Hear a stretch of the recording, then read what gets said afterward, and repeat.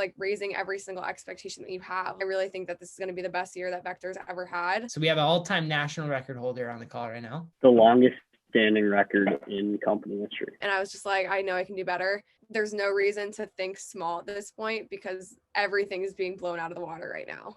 Hey. Oh, hi.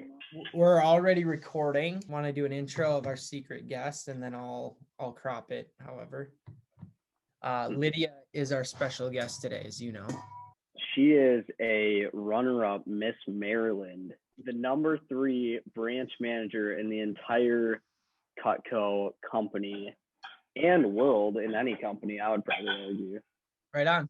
Yeah, I'm excited for our guest today. Let's bring her in, Miss Lydia Frentsos. Hi. Yo. Lydia Frentsos in the house. I just want to give a quick shout out to our unofficial sponsor, right? Colton Horn, this is for you, man. We have all 4 flavors. I love this flavor. I'm a limitless berry guy. Elliot, what's your fave? I'm a Victory Bliss guy, but I'll do Alpha Punch. Here, give it to me. Yeah, here you go. There it is. Just throw it out. Come on. Oh. I'm so scared. You're like, hey, Elliot, now you throw a blue one across to me. There it is. Unofficial sponsor, Breinfuel. Colton was our last guest. You guys, cop one. Hey, it's not coffee. It's not an energy drink. It's its own cerebral beverage. Save yourself 15%. Click the link in the bio. All right, fellas. Lydia, we got a lot to unpack here today. Why we wanted to star one of our own is because you, I would say, unofficially are the most reached out to branch of 2020. The goal of this is to ask you questions that you get all the time to help other people see the wonderful mind of Lydia Frentsos.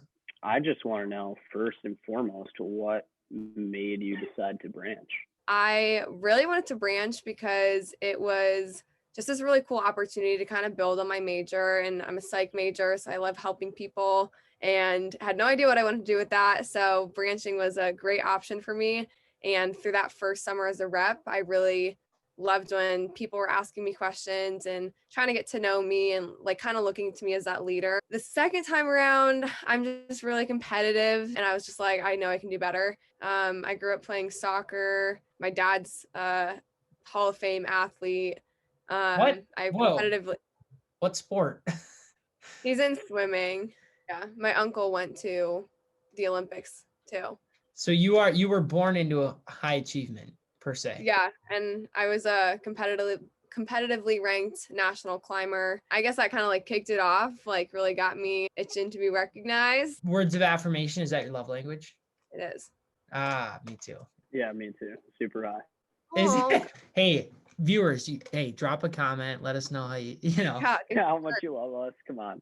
Let's unpack the branch excellence. You're a host of the podcast, but you're also one of the greatest branches in recent history as far as success stories go. You broke the all-time record for the month of May. Mm-hmm. So we have an all-time national record holder on the call right now. The longest standing record in company history. Okay, Lydia, first question that I have. What did your office do for total sales in 2020? 384,000. 384, how many reps? 219. And so if you combine me and Elliot's office and then multiply it by 2, we still don't launch 200. Recruiting is obviously something that you excel at.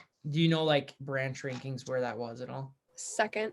Elliot? Christy Hernandez was number 1. Christina, by the way, you're going to be on this someday. In other words, Lydia out-recruited the number 1 pilot office in the company. Incredible. So if there was one secret, what would it be? Receptionist program. So the way I ran my SMRA program, I called it probably what I should have called a receptionist program, because I didn't really have them post on social media and message their friends directly, which is something I'm going to change for this summer. Absolutely. But they were really just PR callers for me, and just setting the right expectation from day one. They were ready to go and call people. They knew the script and what the shift was before my first training class even launched. They were all recruited and they were all set and ready to go. And then my first training class launched. I got day 3 PRs. And then that next day we were calling for 5 hours. And I told them to expect about 70 to 80 for their first receptionist jam, PR jam. I had never run one before. My last summer, I had only called myself, and I launched about 42 people because I got really tired of calling just on my own. So I had never run it. So I had no expectation or like frame of reference. They had never been in one, obviously, because they were brand new. So when I said 70 to 80, I just wanted to pick a big number that I knew would be hard to get to, but would set the expectation high. Once we hit that number the first time, they expected it every single Saturday after that. So it sounds like you set the expectation outrageously high, higher than you even expected possible, and they hit it. I think that, Elliot, that's a great example of just manifestation of like what you see usually comes to light.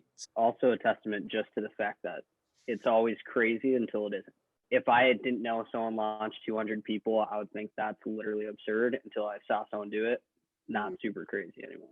Yeah. And I think it's just about raising your expectation in general for what the next summer is going to be, because we're about to open another office and we have all this experience under our belt. Like the program's not new anymore. And I really think that this is going to be the best year that Vector's ever had because of that. And so it's like raising every single expectation that you have. No one's ever done $1 million summer as a new DM launching in May, but I do think that we're going to do that. There's no reason to think small at this point because everything is being blown out of the water right now. Well, $1 million summer. Mm-hmm. What a goat. We had her here first, folks. You find people that are willing to call for you. You set really great expectations, and you show, like, you tell them how valuable they are to your organization. That's essentially what Lydia did, is breathe belief into them every week that like the results were because of them. Set really big expectations so that they came prepared every single week to crush it, and then just had good relationships with them. So they wanted to help both her organization and felt like it was, part of their own. Yeah, I would like build relationships with them really well. And like my girls would text me about like prom and like ask me about hairstyle choices and tell me all their tea. And like we would just gossip all the time. And like I'd hear about their life. They'd ask me for advice. Like it was fun. And then we made phone jams fun. We, if I sent a savage response to something, they'd be like, "Oh my God, Lydia, like that's crazy." And I'd be like, "I don't know." I just did it, just like make them laugh.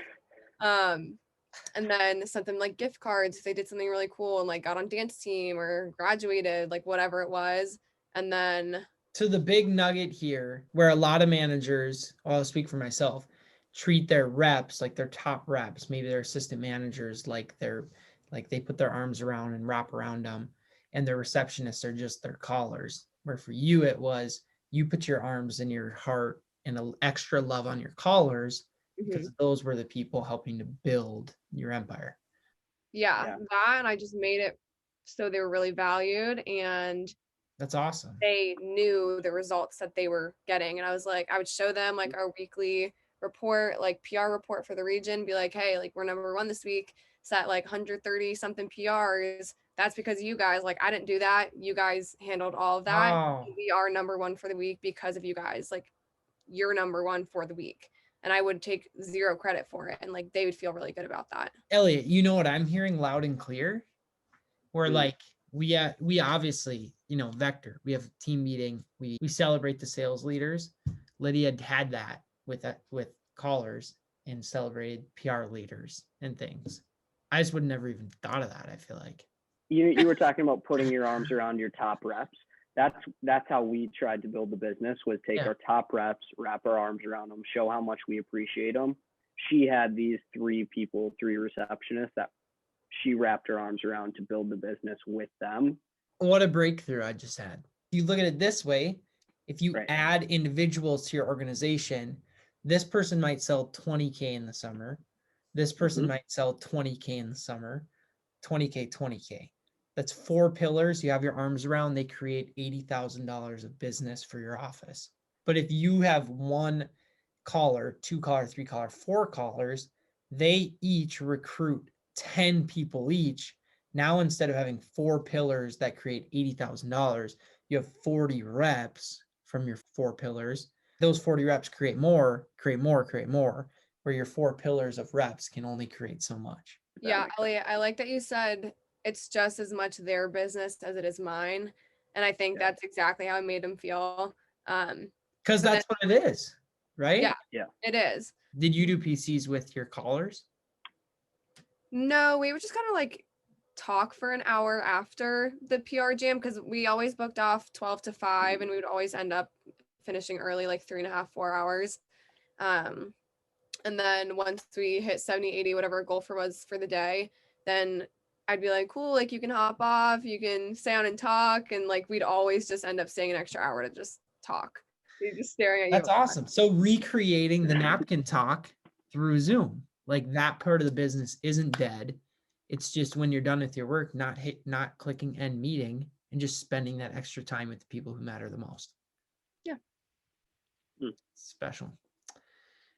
I'd build them up just enough to like get them where they needed to go. But like a lot of my focus went to the mid flyers because it's kind of like a kid in a classroom. It's like the top like 4.0 GPA student doesn't really need your help, but like that 3.2 kid, like right on the cusp of like really good potential, they need your help more of like hitting that potential than a 4.0 student needs to like maintain that. So it's like my top sellers Chills. maintain that, but like my mid flyers need my help to like get up to that next level. And once they're at that next level, they're a top flyer now. Then I focus on my next layer mid flyers. Wow. That was chills. That was dope. Lay the groundwork for a new branch that's listening to this. Like, let's say someone has no context of what an SMRA program should be, in my opinion, every branch should run what you did. What's the first steps to laying the groundwork for what you built last summer as your, what you call receptionist program? You need to crush Social Jumpstart. And if you don't, then you're not going to get off to a strong May at all. And I do credit Social Jumpstart and like my 3 receptionists for creating the May that we did. Do you mean like the socialjumpstart.org, just following the system start to finish? Yes. It's nice. Perfect. Hey, people will link it up in the bio. You should be on it, So good. Where did your SMRAs come from? One of them was a past rep that I worked with in 2018 who started with me. One of them I got. So he was a guy? Yeah, I had 2 guys. 2 out of our 3 SMAs were guys, just so everyone hears that. The stigma that all of them need to be girls, I think if you're going to use them for messaging, probably better if they're girls because they have nicer profiles in general. But I don't think guys sound bad on the phone if you train them to sound good. Nice. Okay. Elliot, don't make a face. I literally see your Facebook profile photo. Don't make that face. You have to like pin it up and show the world what it is. Speaking of profile pictures, good time to plug our unofficial sponsor, Breinfuel. That was really good. I'll never Everyone forget. Pose. Put this in it. Pose. Well, hey, Lydia, I just want to say thank you for hopping on, obviously. Hopping on our own podcast. Yeah, I mean, you'll be here anyway, but nice that we could feature one of our own. Elliot, maybe you'll get a feature down the road. Yeah, probably not. Yeah. Turn on those notifications, smash the subscribe button. Hey, smash the like button while you're here. Also, make sure to comment words of affirmation. We'll like that. We need those. Lydia, thank you. We'll see you in the next episode. Hey, by the way, Edgécated, we're back. We're back in action. Back like we never left. Elliot.